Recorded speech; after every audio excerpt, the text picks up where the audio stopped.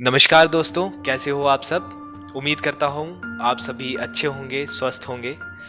और आप सोच रहे होंगे बहुत समय से हमारा चैनल कोई आपके लिए नई वीडियो नहीं लेके आया, उसके लिए माफ़ी चाहूँगा क्योंकि कुछ कारणवश हमें थोड़े समय के लिए अपना चैनल बंद करना पड़ा था। बट आज हम आपके लिए एक ऐसी मोटिवेशनल वीडियो और एक ऐसे मोटिवेशनल पर्सन से मुलाकात आपकी करवाने वाले हैं जिन्होंने इस बार HAS क्लियर किया है, HAS की पोस्ट हासिल की है और उनकी उम्र मात्र 26 साल है।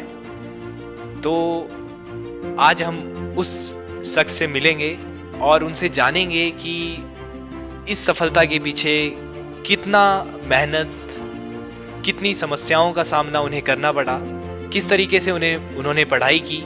और ये भी आपको बताना चाहूँगा, पढ़ाई के साथ साथ वो as a excise and taxation inspector काम कर रहे थे और साथ साथ वो इस जहाँ हम जिम में खड़े हैं, मसल अप जिम में रोज़ाना वर्जिश करते थे, एक्सरसाइज करते थे और बहुत ज़्यादा हेल्थ कॉन्शियस भी हैं वो। तो चलिए उनसे मिलवाते हैं आपको और उनसे जानते हैं उनकी इस सक्सेस की, कामयाबी की कहानी। ये मोहित जी से बात करते हैं। सर नमस्कार। हेलो। मोहित जी, क्या कहना चाहेंगे आप, कहाँ से आपके दिल में आया कि आपको HAS बनना है और कब से आपने इसके लिए पढ़ाई शुरू की और क्या क्या करना पड़ा, और युवाओं को आप क्या क्या जानकारी देना चाहेंगे जो उनके लिए ज़रूरी हो। HAS का स्पेसिफिकली मैं एक्चुअली UPSC की तैयारी कर रहा था। जनवरी 2019 से मैंने प्रिपरेशन फेज़ में एंटर किया। उससे पहले मैं एक प्राइवेट जॉब कर रहा था मुंबई में, L&T कंस्ट्रक्शन। तो मेरी जर्नी एक्चुअली स्टार्ट काफ़ी पहले से हो चुकी थी। आप कह सकते हैं कि जो बीज था इसका सिविल सर्विसेज का, वो मेरे अंदर मेरे फादर ने डाल ही दिया था काफ़ी पहले। पर कभी ऐसा नहीं हुआ कि उन्होंने अपनी महत्वाकांक्षाएं मेरे ऊपर थोपी हों। उन्होंने जस्ट फोर्स किया हो कि तुझे यही बनना है। नहीं, ऐसा बिल्कुल नहीं था। अगर ऐसा होता तो शायद मैं प्राइवेट जॉब नहीं करता। मुझे काफ़ी ओपन एनवायरनमेंट प्रोवाइड किया है मेरे पेरेंट्स ने, और वही थे। और आज भी मेरी रियल सोर्स ऑफ जो मोटिवेशन है वो मेरे फादर ही हैं। और इसके अलावा मेरे मॉम ने काफ़ी कंड्यूसिव एनवायरनमेंट मुझे प्रोवाइड किया मेरी सेल्फ स्टडी के लिए। और माय ब्रदर, मेरा भाई जो है छोटा, वो कंटिन्यूसली मुझे बूस्टअप करता रहता था। बिकॉज क्या करते हैं आपके भाई? मेरा भाई he is in the final year of MBBS। वो गवर्नमेंट मेडिकल कॉलेज टांडा से डॉक्टरी की पढ़ाई कर रहे हैं, तो वो फाइनल ईयर में हैं। तो यही सोर्स ऑफ मोटिवेशंस है मेरे लिए। और जैसा हमें पता लगा है, ये मसल अप जिम है, यहाँ पर आप कंटिन्यू आ रहे थे। तो हमारे लिए सबसे बड़ी आश्चर्य की बात ये हुई जब मुझे आपके बारे में पता लगा कि एक HAS जिसने क्वालिफाई किया है वो जिम में भी कंटिन्यू आया। तो मतलब कई लोग बोलते हैं कि इससे कंसंट्रेशन खराब होता है इधर उधर जाने से या अदर करिकुलर एक्टिविटीज़ करने से। तो इसमें आप क्या कहना चाहते हैं? नहीं, ऐसी परसेप्शन मेरे माइंड में तो कभी नहीं हुई कि अगर आप कुछ एक्स्ट्रा करिकुलर करें और तो आपकी पढ़ाई में कंसंट्रेशन ख़राब होती है। इसके उल्टा मैं कहूँगा कि अगर ये सब चीज़ें आप कंटिन्यू करते हैं, अपनी हेल्थ का ख्याल रखें, अपने साउंड बॉडी, साउंड माइंड, तो ये जब चीज़ें एक्सेंचुएट करती हैं आपकी एफिशिएंसी को, जो पढ़ाई में आप शो कर सकते हैं। तो और इन एडिशन टू दैट मैं हमेशा एक वर्क लाइफ बैलेंस मेंटेन करने में विश्वास करता हूँ। चाहे वो मेरी सोशल लाइफ हो, पढ़ाई हो और फिज़िकल एक्टिविटीज़ हों, वो मुझे ज़्यादा सही एक पैटर्न लगता है किसी भी चीज़ को प्रिपेयर करने का। तो एज सच ये परसेप्शन अगर है किसी के माइंड में कि अगर आप एक्स्ट्रा करिकुलर एक्टिविटीज़ या अपनी हेल्थ के लिए थोड़ा एक्स्ट्रा टाइम डिवोट कर देंगे, तो ऐसा नहीं है कि कंसंट्रेशन आपकी कम होगी, उल्टा वो ज़्यादा बढ़ेगी। साउंड माइंड से अगर आप तैयारी करेंगे, आपकी हेल्थ अच्छी है, तो आप जहाँ 4 घंटे बैठ सकते हैं वहाँ आप 6 घंटे बैठ पाएंगे। हाँ जी। मोहित जी, एक बात और जानना चाहूँगा, ये HAS का आपका कौन सा अटैम्प्ट था, कौन सी बारी में आपको सक्सेस मिली है? जैसे मैंने बताया, मैं एक्चुअली UPSC की ट्राई कर रहा था। प्रिपरेशन भी मेरी उसी ट्रैक में थी। 2 बार मैं UPSC के अटैम्प्ट्स दे चुका हूँ, पर अनफॉर्चुनेटली मुझसे वो प्रीलिमिनरी एग्जामिनेशन अभी तक हुआ नहीं। HAS का मेरा ये फर्स्ट सीरियस अटैम्प्ट था। और इससे पहले 2 एग्ज़ाम्स और दिए थे मैंने हिमाचल प्रदेश स्पेसिफिक, और by the grace of God उसमें भी मैं सक्सेसफुल रहा हूँ। मोहित जी, कौन कौन सी बुक्स आप जो युवा आपको सुन रहे हैं और जो आपकी तरह तैयारी कर रहे हैं उन्हें प्रेफर करना चाहेंगे, और किस तरीके से उन्हें पढ़ना चाहिए युवाओं को, थोड़ी उनके लिए सलाह क्या देना चाहेंगे आप? फर्स्ट ऑफ ऑल मैं ये बताना चाहता हूँ कि जब भी आप किसी टॉपर के इंटरव्यू सुने तो एक चीज़ हमेशा ध्यान रखिए कि हर एक टॉपर या हर एक कैंडिडेट की अपनी स्ट्रैटेजी होती है। तो इसलिए मैं जब भी एडवाइस करता हूँ किसी को कि कैसे कैसे पढ़ें, या तो मैं हमेशा एक चीज़ मेंशन करता हूँ कि मैं आपको ये तो नहीं बता पाऊँगा कि क्या करना चाहिए, पर मैं आपको ये ज़रूर बताऊँगा कि मैंने क्या क्या किया था, और अगर वो आपको वो ठीक लगती है स्ट्रैटेजी तो आप उसे ऑप्ट कर सकते हैं।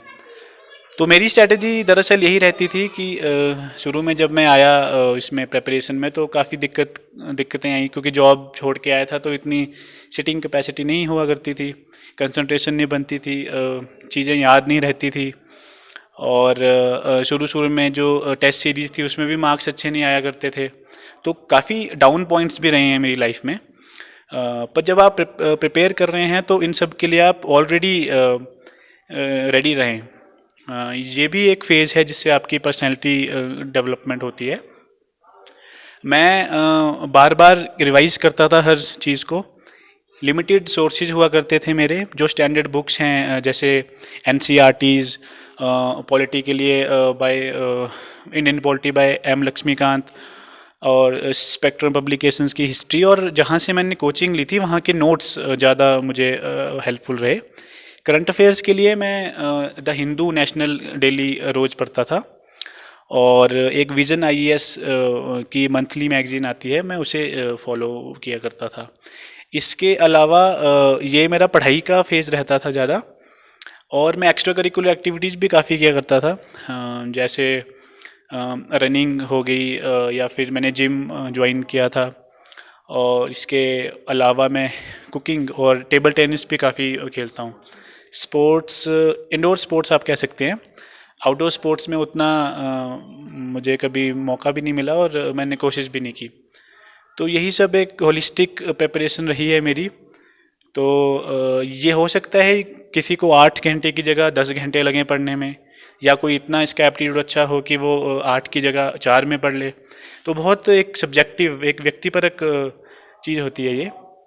तो ये मेरी स्ट्रैटेजी थी। अगर ये किसी को ये पसंद आती है और अगर वो इसे एक्सेप्ट कर सकता है तो आई वुड बी हैप्पी कि वो मेरी स्ट्रैटेजी काम आई। मोहित जी, आपसे जानना चाहूँगा कि अब आपको एचएएस की सीट मिलने वाली है, तो क्या क्या ऐसी कुरीतियाँ जो हमारे समाज में आपको दिखती हैं या कमियाँ दिखती हैं उनको सुधारने की आपकी कोशिश रहेगी?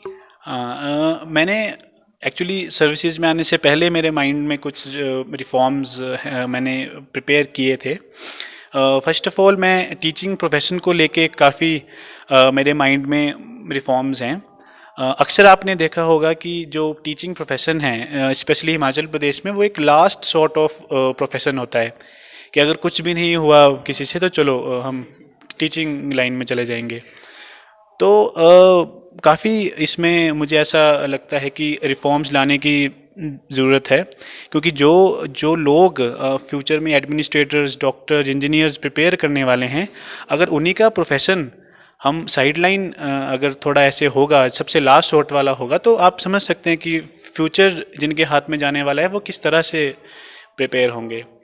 तो उस फील्ड में मैंने काफ़ी रिफॉर्म सोचे हैं।